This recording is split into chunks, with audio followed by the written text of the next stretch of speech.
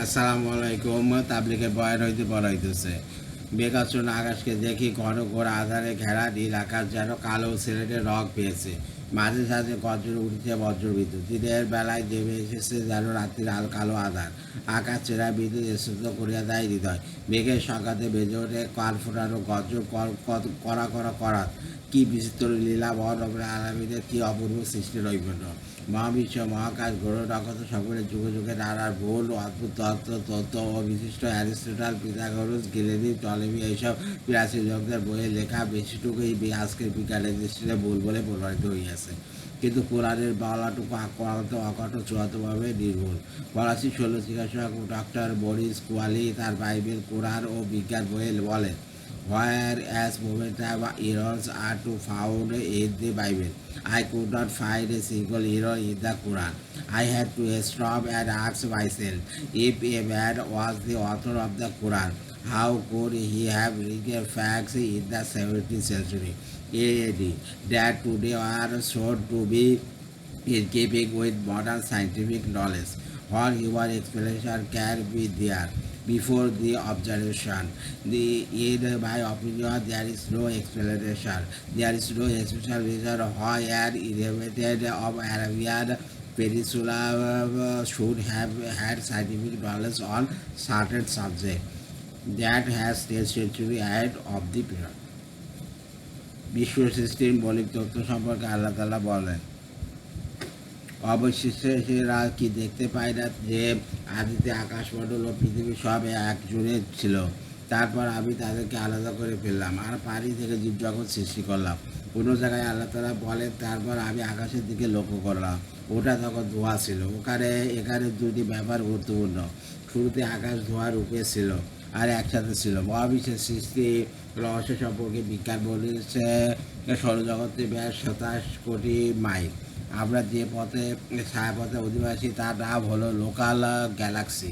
এর এক দিক থেকে আরেক দিক গেলে কয়েক লাখ আলোকবর্ষ।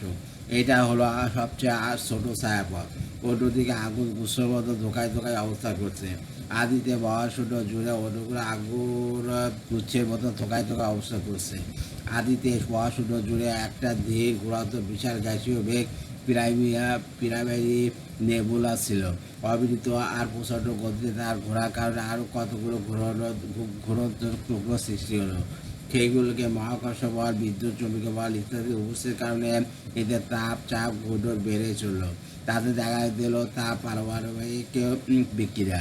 এই প্রচণ্ড তাপ ও চাপ তৈরি হয়েছে হাইড্রোজেন ও হিলিয়াম। তার থেকে এলো কার্বন, অক্সিজেন। আরও পরে তৈরি হলো লোহা, তামা তৈরি ইত্যাদি পরমাণু। এক টুকরা নেবুলাগুলো নিজের ভেতরে নানা বেগে বিভিন্ন দিকে ঘোরার ফলে জন্ম নিল নক্ষত্র ও গ্রহ। কাজে দেখা যাচ্ছে পবিত্র কোরআন সঠিক বলছে। একসাথে ছিল ধোঁয়ার অন্ধকারে আকাশ ছিল, সামায়ত একসাথে ছিল। বর্তমান বিশ্বে মহাবিস্ফোরণ তত্ত্ব একটা সর্বজনীন স্বীকৃত মতবাদ। আদি সৃষ্টির সময় ক্ষণ প্রক্রিয়া, পরিবেশ সম্পর্কে এই তত্ত্ব সফল ব্যাখ্যা দিতে পেরে আছে। এই ব্যাখ্যার সাথে পবিত্র কালাম পাকের উচ্চারণের মিল দেখা যাচ্ছে। আল্লাহ তাআলা সূরা আম্বিয়া 30 আয়াতে বলিয়েছেন, মিথ্যাবাদীরা কি দেখছে না যে আকাশ, জগৎ আর পৃথিবী পরস্পর একে হয়ে ছিল, যা খুব ঘন আর বিস্তৃত গোলক। এই আয়তে কারাদা রাতকার ফাতা হুবা এই শব্দ তিনটির মাঝে বুঝলে মহাবিস্ফোরণ ও আদি অগ্নিগলক সম্পর্কে পরিষ্কার ধারণা পাওয়া যায়।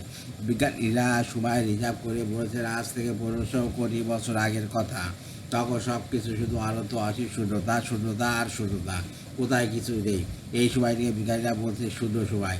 ঠিক তখনই খুবই সূক্ষ্ম একটি বিদ্যুৎ আচমকা আদি বস্তু ও শক্তির সীমাহীন সমাবেশ ঘটে। তাতে সৃষ্ট অকল্পিত চাপ ও তাপের ফলে ঘটে যায় মহাবলয়কারকের বিস্ফোরণ। অস্তিত্ব হয় পিরোডিয়াল ফায়ার বল বা আদি অগ্নিগলক। কিন্তু এমন বিরাজমান অসীম শূন্যতার মাঝে বস্তুর শক্তি সবাই এলো কোথা থেকে? বিজ্ঞানীরা সব মিলে যাচ্ছে, আমরা তা জানি না। আল্লাহ রব্বুল বলেন, আমি জানি, আমি সৃষ্টি করে আছি আকাশকে নিজ শক্তিতে, আর আমি করে আছি একে প্রসারিত। বিজ্ঞানীরা বলছে সৃষ্টি শুরুতে চারিদিকে শুধু আলো আলো দেখা যাচ্ছিল। আল্লাহ তাআলা তাই বলে আছেন, আল্লাহ আকাশ ও পৃথিবীর জ্যোতি। সেই জ্যোতির উপহার যেন একটা প্রদীপ আধার, যাতে আছে একটি প্রদীপটি একটি কাঁচের পাত্রের শোভা পাচ্ছে। কাঁচা পাথর উজ্জ্বল তারার মতো, তাতে পবিত্র জয়তুনের তেল প্রজ্বলিত, যা না পূর্বমুখীও না পশ্চিম। আগুন আসলেও তার তেল যেন জ্বলে উঠবে এখনই, জ্যোতির উপর জ্যোতি। আল্লাহ যাকে ইচ্ছা পথ দেখা তার সেই আলোর দিকে। পজিট নিরক্ষের একজোড়া কণা সৃষ্টির জন্য 10.2 লক্ষ বৈদ্যুতিক ভোল্ট শক্তির প্রয়োজন হয়। তাহলে এই মহাবিশ্বের সৃষ্টির জন্য কত অকল্পনীয় শক্তির প্রয়োজন হইয়াছিল। অচিন্তুল বড় রব্বুল আলামিন তার অবশ্যই শক্তিমত্তার পরিচয় দিয়েছেন কালামে পাকে। তিনি অনস্তিত্বের মাঝে অস্তিত্ব দাঁড় করিয়াছেন। সৃষ্টির শুরু রহস্য কালামে পাকে আল্লাহ পাক যা বলে আছেন, বিজ্ঞানীরা বলেছে ঠিক একই কথা। এখন প্রশ্ন আসে, সৃষ্টির অস্তিত্ব সম্পর্কে কেন তারা বলতে পারল না? কারণ পবিত্র কোরআনে বজ্র নিকষে সেই কথা ঘোষণা দিচ্ছেন। তিনি আদি, তিনি অনন্ত, তিনি প্রকাশিত, তিনি গোপন। অন্য জায়গায় বলেন তিনি সৃষ্টির দৃষ্টির মাঝে নন, কিন্তু দৃষ্টি শক্তির তার দখলে। তিনি সূক্ষ্মদর্শী, সর্বজ্ঞানী। আদি অগ্নিগোলক ও পিরাবলি ফায়ার বলটি অস্তিত্ব লাভের সাথে সাথে ক্রমাগত ফুলতে থাকে, সম্প্রসারিত হতে থাকে, চারিদিকে ছড়িয়ে যায়। একদিকে গোলকটিকে এক মাথা থেকে আরেক মাথা পর্যন্ত বিশাল ফাটলের সৃষ্টি হয়। বিজ্ঞানীরা তাকে মহাজগতের তার বা কসমেটিক স্ট্রিং বলে। হুজুরে পাক সাল্লাল্লাহু বলে সবচেয়ে আগে আল্লাহ পাক আবার নূর সৃষ্টি করিয়াছেন। আমি আল্লাহ নূর থেকে, আর বিশ্ব জগৎ আবার নূর থেকে। বিজ্ঞানীদের মতে কসমেটিক স্ট্রিং সৃষ্টি জাত বস্তুগুলোর মধ্যে প্রথম অস্তিত্ব লাভ করে। এই বিষয়কার বস্তু অস্তিত্বপ্রাপ্ত না হলে মহাবিশ্বের পক্ষে আজকের এই আকৃতি ও বৈশিষ্ট্য সংগঠিত হওয়া সম্ভব ছিল না। কসমেটিক স্ট্রিং অত্যন্ত গতিসম্পন্ন আলোর গতিতে চলাচল করে, আসলে অদৃশ্য, আর তার ধর্ম হচ্ছে আলোর তরঙ্গ। কাজেই দূরে মহাভারতে যথেষ্ট মিল দেখা যাচ্ছে কসমিক স্ট্রিংয়ের বৈশিষ্ট্যের সাথে। বিশ্ববিখ্যাত বরিস বুকাইলি তার জগৎ বিখ্যাত বাইবেল, কোরআন ও বিজ্ঞান গ্রন্থে লেখেন, আমি প্রথম দিকে কোরআনের ওই ও তার অবতীর্ণ বিষয়ে চিন্তা ভাবনা করিয়াছি। তখন পর্যন্ত আমি পুরোপুরি হালকাভাবে দিয়েছিলাম, প্রায় উদ্দেশ্যহীন ছিলাম। আমি শুধু এইটুকু জানতে চাইছিলাম যে কোরআনের সাথে আধুনিক বিজ্ঞানের কতটুকু মিল আছে। কোরআনের বেশ কয়টা অনুবাদ পড়ে আমার মোটামুটি ধারণা হলো যে কোরআনের বিজ্ঞানের প্রতিটি অলৌকিক বিষয়ের প্রতি দিকে ইশারা করছে। তারপর অত্যন্ত গভীর দৃষ্টিতে সরাসরি আরবি ভাষায় কোরআনের উপর গবেষণা চালালাম, তার একটি সূচিপত্র তৈরি করে নিলাম। তখন সেই সত্যের সাক্ষ্য দিতে হলো যা আমার সামনে ধরা পড়িয়াছিল। পবিত্র কোরআনে একটি বর্ণনা এমন নেই যার কোনো একটি অংশের ওপর সন্দেহ নজরে পড়ে। এর মৌলিকত্বকে যাচাই করিয়াছি সারাক্ষর ইনজিলের সাথে। পুরোনো গ্রন্থ ও ইনজিল এমন অনেক বর্ণনা আমার সামনে পড়ে গেল যা আধুনিক বিজ্ঞানের সর্বস্বীকৃত অনেক সত্যের সাথে পুরোপুরি অমিল রয়েছে।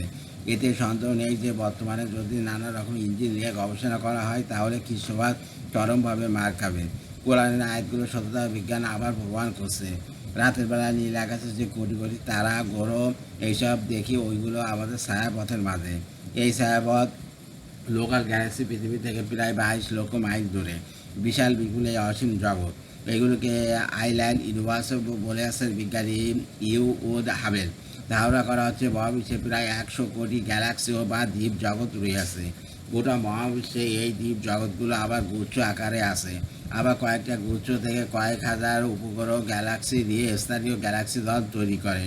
প্রতিটি ছায়াপথ একে অন্যের চেয়ে প্রায় 1 মেগা, মানে 1012 পারসেক দূরত্বে অবস্থান করছে। তার মানে প্রায় 33 লাখ আলোকবর্ষ। বিজ্ঞানীদের মতে গুচ্ছ গ্যালাক্সির মাঝে সবচেয়ে বড় দলের গ্যালাক্সি গুচ্ছ হচ্ছে হেলিক্যালাস ক্লুস্টার। তার সংসারে রয়েছে 10,000 ছায়াপথ ও উপছায়াপথ। এটা আমাদের দুনিয়া থেকে 300 মিলিয়ন আলোকবর্ষের দূরে। পবিত্র কালামে আল্লাহ পাক বলেন, আকাশে আমি গরু নক্ষত্র তৈরি করিয়াছি, তা তোমাদের দেখা শুরু করে আসি সুশোভিত। বুরুজকে গ্যালাক্সি বলে ধারণা করে আছে তত্ত্বজ্ঞানীরা।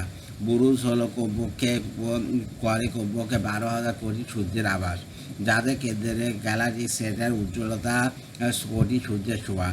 দুর্বোধ্য পিছে ছায়াপথ কুয়াশা ও কি 172 উজ্জ্বলতা সূর্যের দীপ্তির চেয়ে 10 ট্রিলিয়ন গুণ। আল্লাহ রবুল আলামিন কালামে পাকে বলেন, তিনি মঙ্গলময় সত্তা, যিনি আসমানে তারাদের জন্য অনেক কামরা তৈরি করিয়াছেন। এতে রইয়াছে প্রদীপ, সূর্য। অনেক জায়গায় বলেন, আমরা আকাশকে সে সৃষ্টি করে আছি সুরক্ষিত দুর্গ শুধু বুরুজ সমূহ, এগুলো সজ্জিত করিয়াছি তাদের জন্য যারা প্রকৃত দর্শক। আল্লাহ প্রকৃত দর্শক হলো যারা দাঁড়িয়ে, বসে ও শুয়ে স্মরণ করে আল্লাহকে, আর চিন্তা করে তারপর বলে যে হে আবার মহান প্রতিপালক, তুমি শুধু এইসব সৃষ্টি কিছু সৃষ্টি করনি, তুমি পবিত্র।